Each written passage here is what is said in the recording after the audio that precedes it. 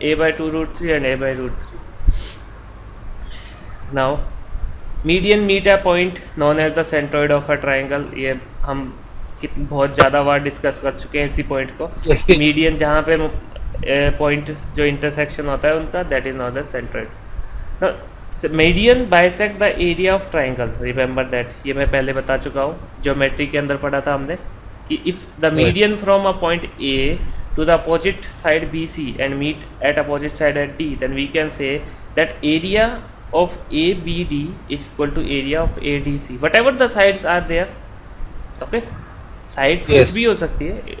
It is not always the equilateral or isosceles or scalene triangle. Whatever the triangle is here, if a median from a vertex to the opposite side, okay, then the median bisect the area of triangle. So we can say area of triangle ABC is equal to area of triangle ADC. ठीक है? Yes. Yes. Now if AB is the side of triangle, BC is the side of triangle, AC is the side of triangle, and F is the midpoint of AB, DB the midpoint of BC, and EB the midpoint of AC. So they are the midpoint. Okay, midpoint and midpoint and midpoint. So Yes. if we meet, if we connect the two midpoint F and D, अगर हम F और D mid point को अगर connect करते हैं, then the F D is always parallel to A C and just half to the Of the length A C. of AC. ठीक है? Yes. So if any two mid point of any side meet, then that will be parallel to the third side and half the third side. So we can say that, okay, यहीं पे लिख देता हूँ मैं, there is no space. So we can say that F D, अगर मैं A B और B C side के मिड पॉइंट को मिलाता हूँ, then F T line is parallel to A C. Yes और no? Yes. And F D is equal to A C by 2. और we Yes. Can say, अगर मैं ई और डी को अगर मैं मिलाता हूँ तो E D is parallel to A B AB. And E D is equal to Half AB. Half A B. And the third one अगर हम बात करें, then FC. FE parallel to BC. FE.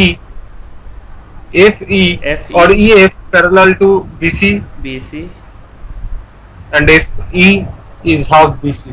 is half of the BC. Remember that. Okay. And the most important thing is that अगर आप mid point को मिलाते हो तो ये एक ट्राइंगल बना है आपके पास, बना. Yes.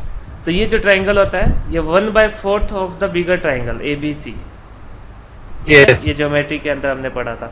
And in the previous figure we can say that triangle D E F is 4 time to the area of A B सी और 1/4 time to the area of A B सी. 1/4. 1/4. और इसका वाइस वर्सा अगर इस तरीके से लिखा जाए कि triangle area of triangle A B C is equal to 4 times the area of triangle D E F. ठीक है? इसका मतलब ये हुआ कि अगर आप मिड पॉइंट को मिलाकर एक ट्राइंगल बनाते हो, ये छोटे वाला ट्राइंगल जो ग्रीन से मैंने शो किया है, तो ये 1/4 होगा ए बी सी ट्राइंगल के एरिया का. या फिर मैं ये कह सकता हूँ कि ए बी सी एरिया का, अगर आप ए बी सी ट्राइंगल का एरिया फाइंड करना है तो वो 4 टाइम होगा डी ई एफ ट्राइंगल के एरिया के. ठीक है?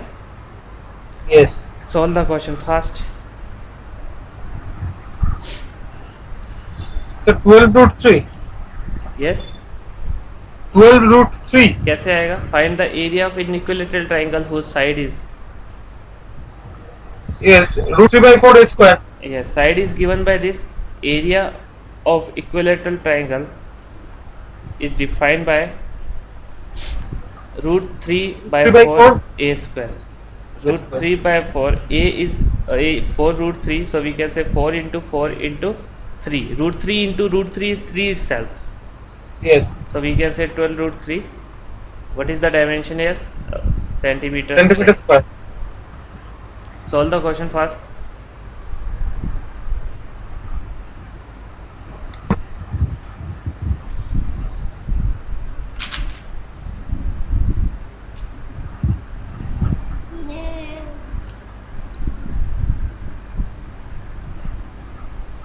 यस, मैं करूँ? Okay.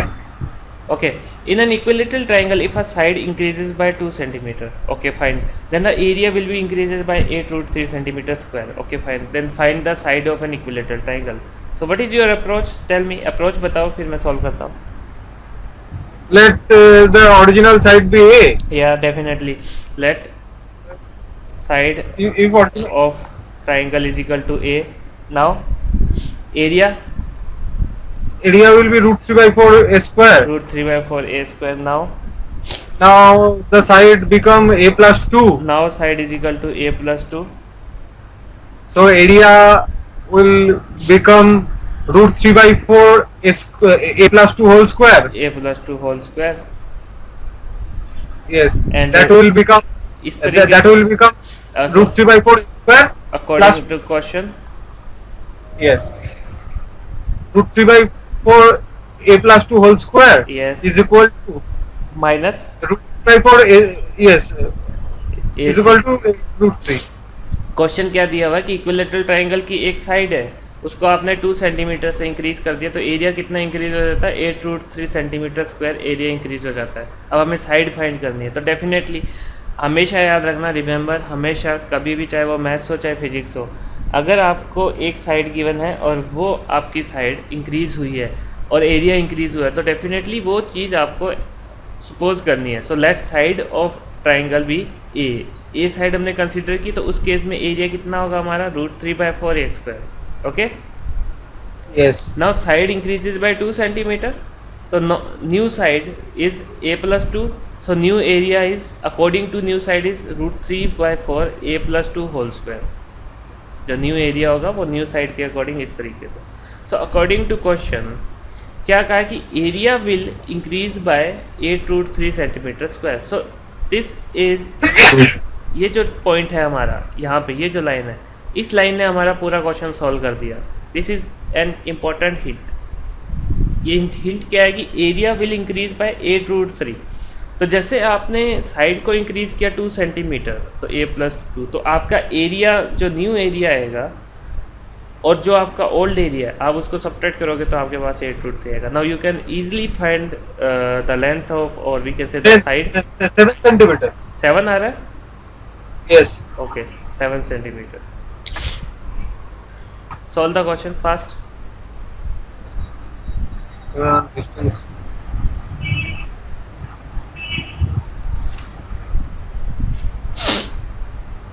In equilateral.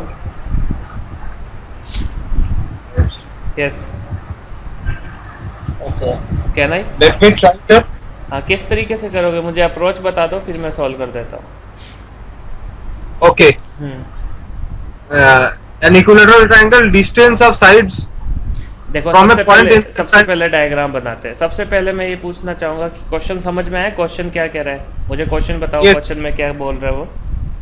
There is a point inside the equilateral triangle. Okay, This can be any point, and perpendicular distance from that point on the sides. Yes. जैसे Perpendicular distance. हाँ, according to this कि ये equilateral triangle है आपका और इसके अंदर कोई भी पॉइंट है. अब ये मत देखना कि ये पॉइंट सेंट्रोइड है या फिर कुछ और, कोई सा भी पॉइंट है रैंडम, ठीक है.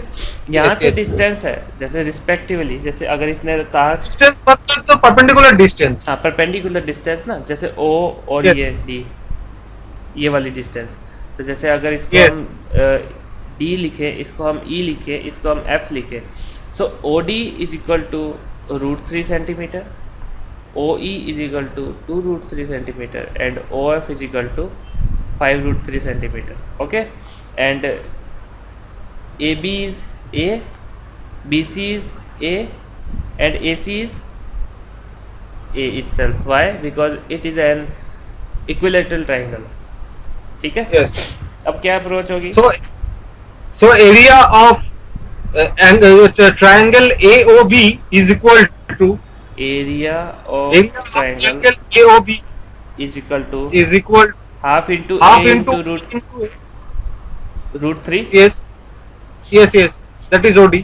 देखो जैसे OD And, है, OD देखो, अगर सुनो OAB की अगर बात करें ट्राइंगल की, तो OD क्या हो गया? उसकी हाइट है, और हमें पता है कि Height. ट्राइंगल का जो एरिया होता है वो होता है half into base into height. हमें बेस पता है जो ऑलवेज क्या है, ए रहेगा बेस, क्योंकि इक्विलेटरल ट्राइंगल है। हाइट ओ डी क्या आ गई, गिवन है हमें √3। और उसी तरीके से एरिया ऑफ ट्राइंगल, दूसरा ट्राइंगल हम लेंगे O B C. Half into A into 2√3। B O C के लिए हाफ इंटू ए इंटू ये ओ ई कितनी है, 2√3, फाइन। और area of triangle A half into A 5√3। A into 5√3। अब क्या करेंगे, सम करना होगा। Very it's good. बिकमिंग अब ये एक ट्राइंगल बना, देखो ये अपना एक ट्राइंगल बना, ठीक है, और ये अपना एक Yes. ट्राइंगल बना दूसरा, और तीसरा ये ट्राइंगल बना। तो अब हम क्या करेंगे, area of triangle A B C is equal to area of triangle, भाई ए बी सी जो पूरा बड़ा वाला ट्राइंगल है ना, ये किसके Yes. इक्वल होगा, इन छोटे वाले ट्राइंगल के एरिया के सम के इक्वल होगा। यस। तो फिर मैं लिख सकता हूँ A O B plus area of triangle P O C plus area of triangle A O C. तो बड़े वाले जो ट्राइंगल है ए बी सी, उसका एरिया कितना होगा, half into A into √3a/2। भाई ये इक्वलेटरल ट्राइंगल है तो √3a² 4 ही तो होगा। यस यस यस और नो। यस। और इक्वल में क्या होगा, half into A into √3 plus half into A into 2√3 half plus into A into 9√3। 5√3। क्या, हाफ इंटू ए इंटू 8√3। 8√3 होगा। तो √3a² 4 is equal to half into A into 8√3। ठीक है, तो अपने पास ए कितनी आ जाएगी यहाँ से, 16 सेंटीमीटर, यस। है ना। ये इधर से कैंसिल हो गया, 2 √3 से √3 गया, ए से ए गया, तो ए कितना आ गया, 16 सेंटीमीटर। तो area will be √3/4 into 16 into 16, तो यस। रूट 64√3। 64√3। समझ में आया। यस। पर इतना लेंथी करेंगे क्या यार अपने एग्जाम के अंदर, फिर shortcut he will tell me। Definitely shortcut is, अगर इस तरीके से क्वेश्चन आए, then side of triangle is defined by some of distances into 2/√3। Okay. This is the shortcut. अब इसमें एक बार रख के देखो value, some of distances, distances का सम करो, 8√3 इंटू 2/√3, तो ए कितना आ गया, या अगर 16 आ गया। यस। तो ये शॉर्टकट है। ओके। ठीक है, शॉर्ट ट्रिक कैसे अप्लाई होगी इसमें, आपको इतना लंबा करने की नीड नहीं है। ये मैंने इसलिए बताया ताकि बाई चांस अगर शॉर्टकट बेसिकली याद नहीं रहती है एग्जाम में, तो याद नहीं रहे तो आप कन्वेंशनल मेथड भी कर सकते हो। So shortcut is how to find the side of an equilateral triangle if there is given a random point inside a triangle and the perpendicular distance from that random point on the sides of a triangle. So the side of an equilateral triangle is defined by a is equal to sum of all distances into 2 divided by √3. That is a very good short trick. Now